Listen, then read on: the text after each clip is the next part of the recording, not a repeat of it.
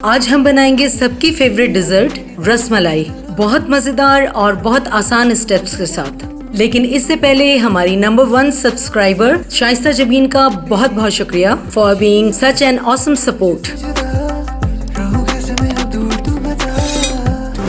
एक पैन में 1 litre milk डालें, दूध में उबाल आने दें और 5 से 6 टेबलस्पून कंडेंस मिल्क शामिल कर दें। मिक्स करें और थोड़ा सा खोया शामिल कर दें। साथ इसमें चमचा चलाते जाएं। 2 टेबलस्पून कटे हुए बादाम, 2 टेबलस्पून कटे हुए पिस्ते और कुछ सेफ्रॉन के धागे शामिल करके 5 से 10 मिनट इसको हल्की आंच पे पकने दें। 1 टेबलस्पून ब्राउन शुगर शामिल करें, मिक्स करें और चूल्हा बंद कर दें क्योंकि हमने दूध को गाढ़ा नहीं करना है। ½ टीस्पून पिसी इलायची शामिल कर दें और दूध के मिक्सचर को साइड कर दें। एक अलग पैन में 1 किलो दूध डालें। दूध में उबाल आ जाए तो चूल्हा बंद कर दें। अब 2 टेबलस्पून सिरके में 2 टेबलस्पून पानी मिलाकर थोड़ा थोड़ा दूध में शामिल कर दें। एक डायरेक्शन पे चमचा चलाएं और दूध के फटने का इंतजार करें। अब हमारा कॉटेज चीज और पानी अलग हो चुका है। स्ट्रेनर में मलमल का कपड़ा लगाएं और चीज को छान लें।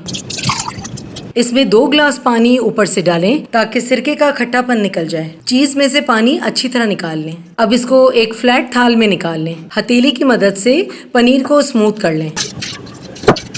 पनीर अच्छी तरह स्मूथ हो जाए तो 1 टीस्पून लेवल्ड कॉर्नफ्लावर डालकर अच्छी तरह मिक्स कर लें।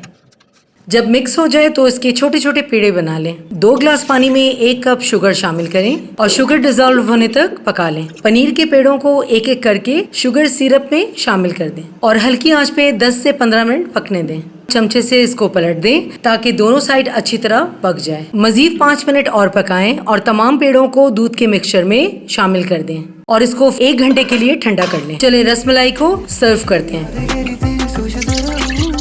कटे हुए पिस्ते और बादाम से गार्निश कर दें